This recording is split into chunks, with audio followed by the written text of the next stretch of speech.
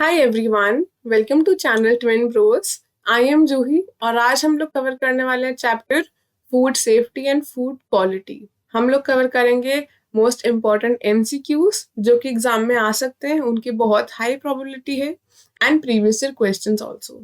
So the first question is which of the following is not critical factor for the growth of micro organism. ये बहुत important question है और ये हमें पता होना चाहिए। तो the answer is sterilization. Sterilization से माइक्रो ऑर्गेनिज्म नहीं ग्रो होता है, इनफैक्ट वो मर जाते हैं उससे। बाकी टेम्परेचर, मॉइस्चर, पीएच, इस सब से ग्रोथ होती है माइक्रो ऑर्गेनिज्म की। तो ये छोटा सा नॉट वर्ड हमें देखना जरूरी है, अगर हमने नहीं देखा तो आंसर ही नहीं पता लगेगा। तो क्वेश्चन बार बार री रीड करना वेरी इंपॉर्टेंट, बहुत ज्यादा इंपॉर्टेंट है कि क्वेश्चन बार बार देखें, समझे वो क्या पूछ रहे हैं, फिर ऑप्शन चूज करना। जल्दबाजी नहीं करनी, आराम से देख के करना है। Then which of the following bacteria is responsible for causing greatest food borne illness. कौन सा bacteria? E coli, salmonella, clostridium या फिर staphylococci. The answer here is salmonella. ये हमने पहले भी पढ़ा है, मैंने बहुत अच्छे से समझा है कि साल्मोनेला के क्या क्या नुकसान होते हैं। तो सबसे ज्यादा फूड बॉर्न इलनेस जो होता है वो सैल्मोनेला से ही होता है। Next, which of the following factors contribute to food poisoning. किससे होता है? Heating food to high temperature, या फिर food prepared well in advance, या फिर storing food below 5 degree Celsius, या फिर storing food in airtight containers. इसका answer is food prepared well in advance. बाकी सारे जो मेथड्स हैं उससे तो फूड पॉइजनिंग नहीं बल्कि फूड प्रिजर्व रहता है, बट फूड जो पहले से प्रिपेयर हो जाता है उसमें माइक्रो ऑर्गेनिज्म ग्रोथ हो सकती है और उससे फूड पॉइजनिंग हो सकती है, इसलिए this is the right answer. Next, dash is not an invisible biological hazard present in food. Not an invisible मतलब it is visible. Veterinary residue, yeast, protozoa, virus. The answer is veterinary residue. क्यों? yeast, protozoa, virus ये सब तो micro organism है, ये देखने के लिए तो माइक्रोस्कोप लगता है, हमारी आंखों से तो ये दिखता ही नहीं है, तो ये तो इनविजिबल हो गए। हमसे पूछे नॉट एन इनविजिबल, तो इसका आंसर इज वेटेनरी रेजिड्यू। ऐसे करके हमें आंसर निकालना है। Next, Raghav ate a sandwich which appeared good and smelled pleasant.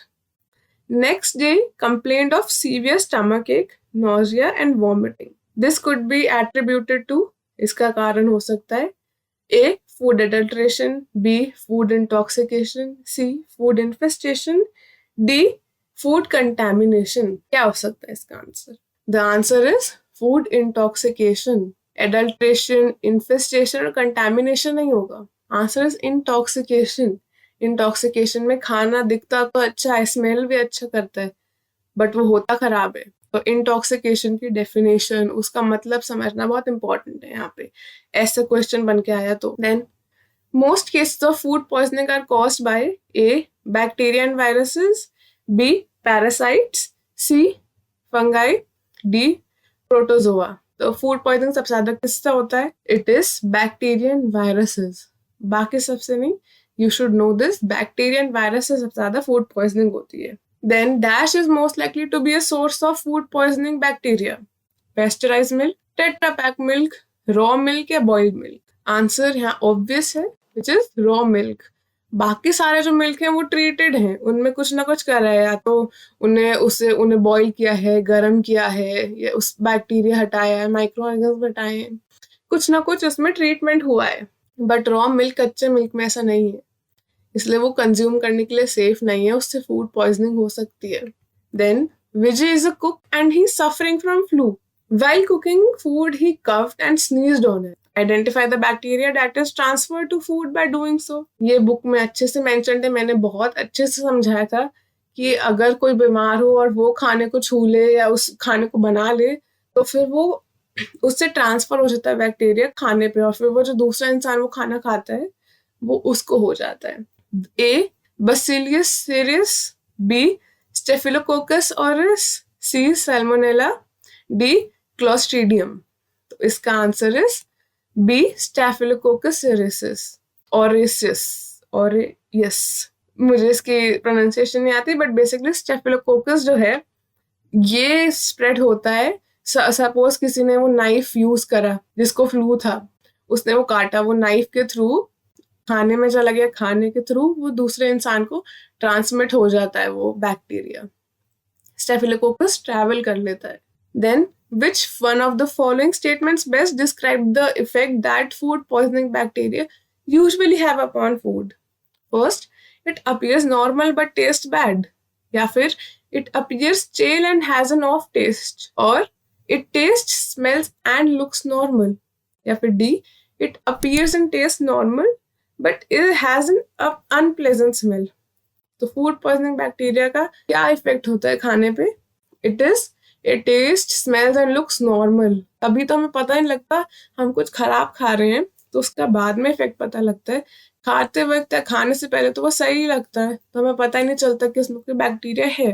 Food poisoning बाद में हो जाती है, तो ये बहुत इंपॉर्टेंट है, याद रख। Next, identify the statement which does not hold true for GMP, which is good manufacturing practices. First, ensures that products are safe. B, enables to eliminate contamination and false labeling. C, ensures that all persons who handle food follow good hygiene practices. D, helps to refine compliance and performance by manufacturers. तो कौन सा इसमें से true नहीं है? The answer is C, ensure that all persons who handle food follow good hygiene practices. ये जरूरी नहीं है, बाकी सारे जरूरी हैं। तो ये आपको आंसर करने के लिए GMP के क्या क्या रूल्स हैं, गाइडलाइंस हैं, वो पता होने चाहिए। ये कैसे पता होगा? जब आप बुक पढ़ेंगे, उससे ही आपको पता चलेगा। Then codex India is located where? वो कहाँ पर है? Ministry of food processing industries, department of agriculture and corporation, ministry of health and family welfare, directorate general of health. So it is located at Ministry of Health and Family Welfare. Why must food be thoroughly cooked to correct time and temperature combination? क्यों उसको सही time और temperature पे बनाना चाहिए? Test बढ़ाने के लिए, to improve the taste. It makes the food look attractive. Is requirement of law. या फिर D, it has to kill harmful microbes that cause disease. तो इसका आंसर is D. डिजीज होने वाले माइक्रोब से बचाने के लिए, हटाने के लिए उन्हें हमें सही टाइम, सही टेम्परेचर पे कुक करना चाहिए। बाकी सब जरूरी नहीं है, मतलब रिक्वायरमेंट लॉ से तो बिल्कुल ही नहीं है, और अट्रैक्टिव लगाने के लिए फूड को या टेस्ट बढ़ाने के लिए भी नहीं।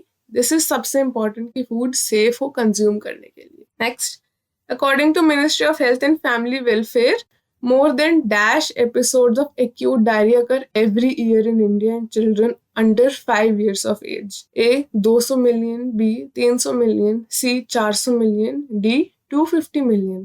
अब यहाँ पर हमें एग्जैक्ट ऐसे आएगा नहीं क्वेश्चन, क्योंकि this is very difficult to remember exact numbers, and number related question ज्यादा आते नहीं है, but you should still no.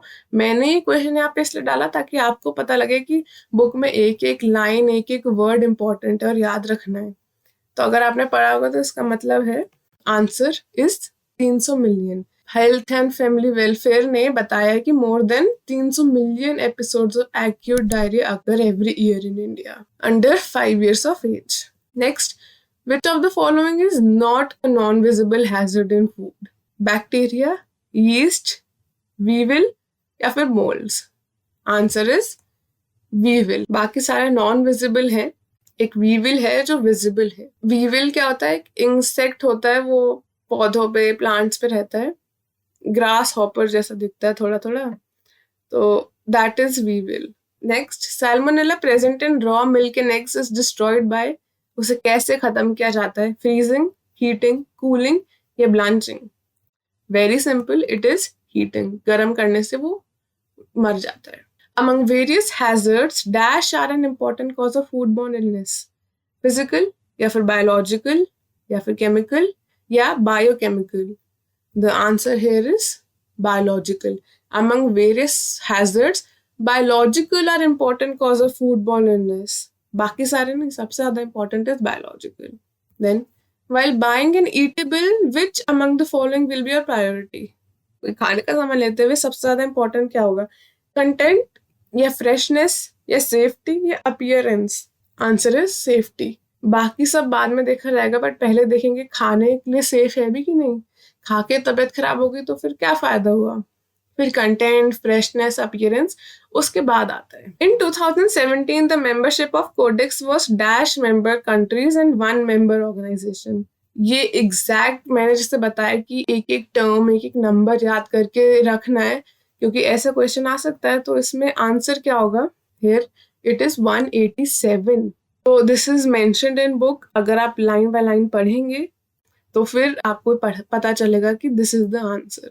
और मैंने भी इस चैनल पे लाइन बाय लाइन एक्सप्लेनेशन डाल रखी है, so you can check this out.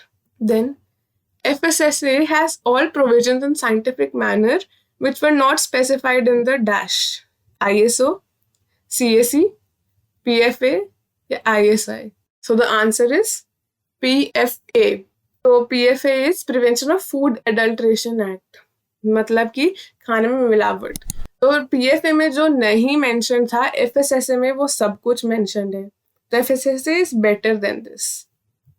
Next, full form of FSSA, food safety and standard act या फिर food safety and standard authority, food standard and safety act या फिर food standard and safety authority. बहुत basic है but लोग इस पे ज्यादा ध्यान नहीं देते। The answer is food safety and standard authority.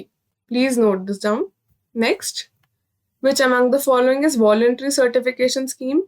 FSSA, अगमार्क, PFA या CAC? The answer is अगमार्क। ये वॉलेंट्री है, बाकी सारे वॉलेंट्री नहीं है। सो यूज टू रिमेंबर कि कौन कौन से वॉलेंट्री के अंडर आते हैं, कौन से नॉन वॉलेंट्री, कौन से गवर्नमेंटल, ये सब, इन सब में डिफरेंशिएट होना बहुत इंपॉर्टेंट है। माइंड में क्लैरिटी होनी चाहिए, वरना कंफ्यूजन हो सकती है MCQs में। Then world trade organisation agreement covers goods, services, intellectual property या फिर all of these? The answer here is all of this. This is a very important question. तो हमें पता होना चाहिए कि गुड्स, सर्विसेज, इंटेलेक्चुअल प्रॉपर्टी ये सब WTO में आता है। Then there are 4 levels of food standards which are well coordinated. Which among the following does not belong to it?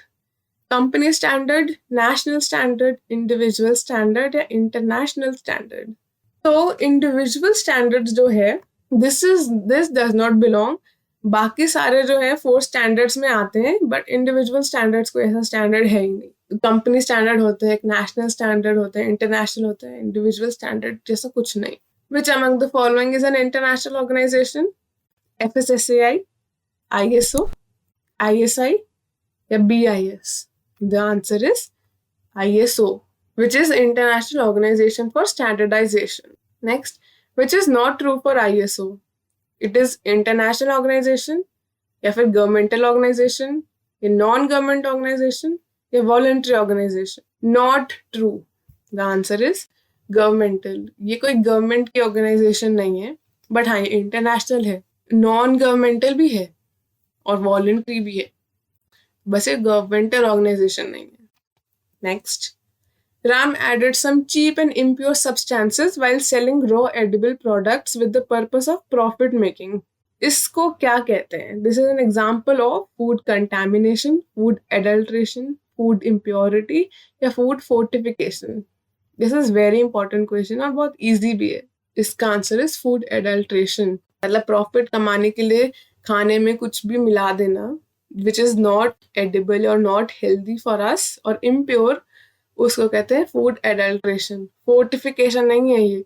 Fortification तो अच्छी चीजें डालना होता है, एडल्ट्रेशन में बुरी चीजें डालना होता है। Next, by either removing substances to food और altering the existing natural food knowingly is first incidental contamination, B intentional contamination, C unintentional contamination या D conventional contamination? तो यहाँ पर लिखा हुआ है altering the existing natural food knowingly. Knowingly मतलब जानबूझ के। तो इसका आंसर इज इंटेंशनल। हमारी इंटेंशन थी ये करना, जान के किया, इसलिए इंटेंशनल कंटामिनेशन। अगर होता अननोइंगली तो इसका आंसर क्या होता? Unintentional contamination. ठीक है। Then cockroaches and flies are called visible biological hazards, invisible biological hazards, visible physical hazards या इनविजिबल फिजिकल हैजर्ड्स? तो these are visible biological hazards. Biological क्योंकि ये जिंदा है, लाइव है, देयर अलाइव, विजिबल बिकॉज हम अपनी आंखों से देख सकते हैं कॉकरोच, फ्लाइज, माइक्रो ऑर्गेनिज्म थोड़ी है जिनको हमें माइक्रोस्कोप से देखना पड़े. So these come under visible biological hazards.